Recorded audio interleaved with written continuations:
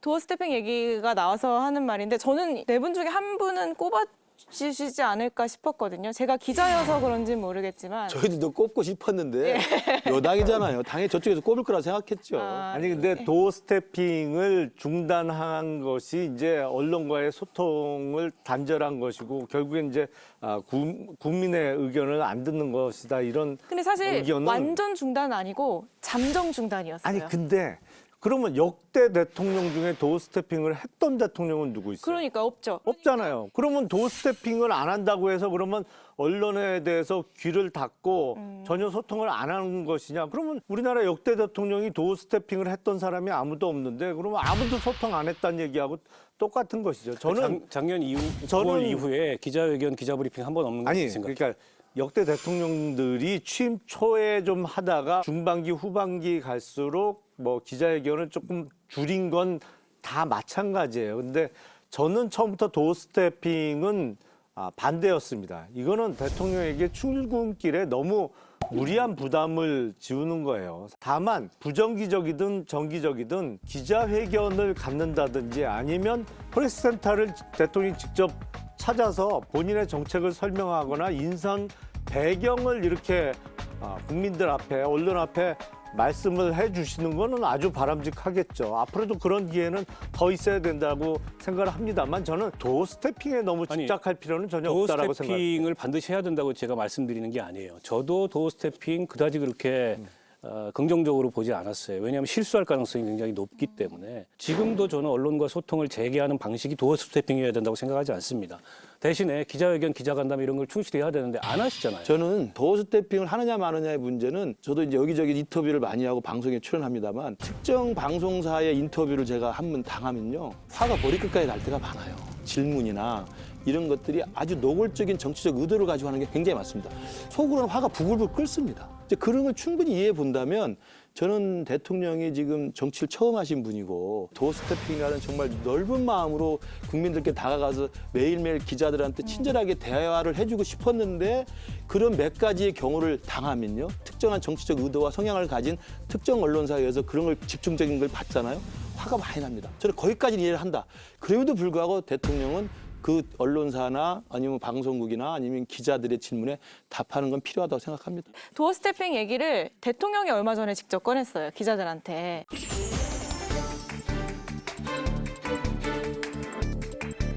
처음에는 취임하고 메일 받잖아요. 그죠? 어? 근데 안 보니까 좀 섭섭하죠?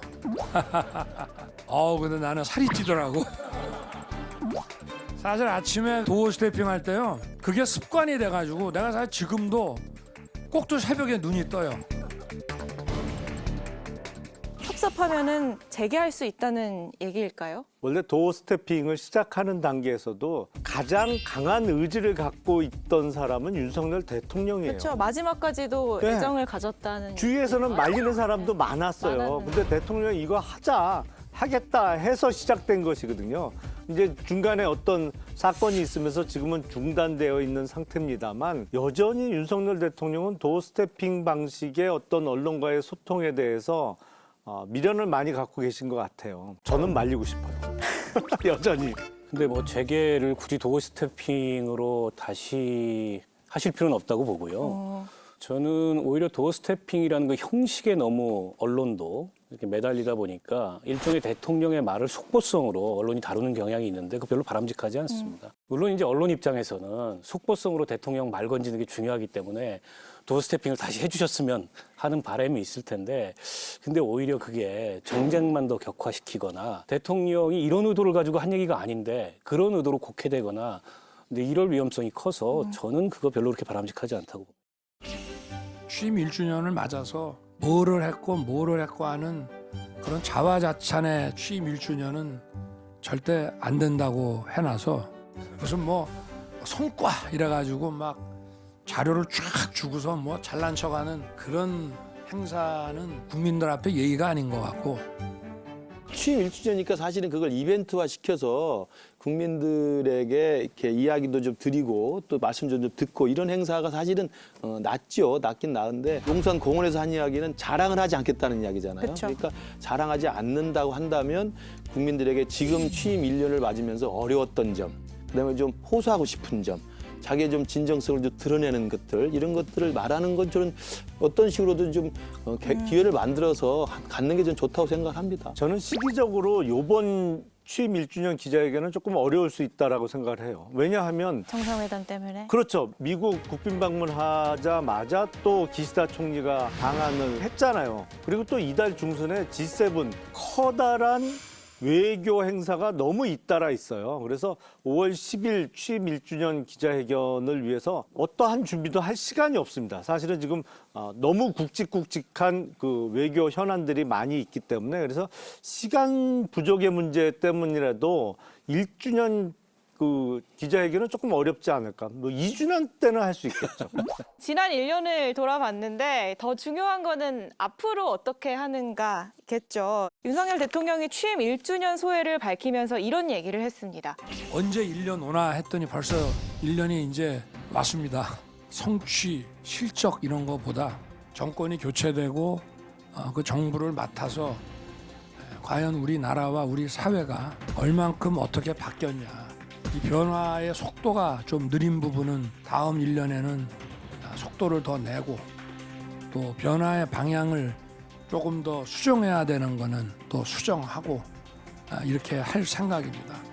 이 교수님 뭘 고치겠다는 걸까요? 저는 그래서 제가 이제 주목하는 것은 좀 바꿀 건 바꾸고 변할 건 변해서 하겠다는 이야기인데 저는 지난 전당대회를 통해서 대통령과 이 호흡을 맞출 수 있는 새로운 지도부가 등장한 것은 이러저러한 논란이 있었지만 저는 일단 집권 여당과 용산의 어떤 이런 당정 간의 협력 분위기를 만들었다는 면에서는 긍정적으로 봅니다. 그러나 그 이후에 대통령이 귀를 닫고 불통의 이미지를 계속 쌓아가는 것보다는 당의 이야기도 듣고 그다음에 공식 채널 이야기도 듣고 그다음에 많은 야당 이야기도 듣고 이렇게 하면서 국민들의 여러 가지 우려들을 다 들어서 수용할 건 수용하는 좀 열린 자세를 갖겠다는 저는 긍정적인 신호로 봅니다. 저는 열린 자세로 예. 바뀌겠다. 네. 인생은 속도보다 방향이라는 말이 있지 않습니까? 윤석열 대통령이 뭐 좋아 빠르게가 이걸 좋아하시는데 빠르게 갈래도 국민적 공감과 합의가 있어야 그런 정책이 성과가 있는 거죠. 그래서 저는 방향이 중요하다고 봅니다. 지난 1년 동안의 이미지가 독주, 독선, 불통, 불신, 분열 이런 이미지가 있었거든요. 근데 그거를 이제 화합과 뭐 통합과 소통과 협치와 대화와 이런 이미지로 좀 바꿔야 됩니다.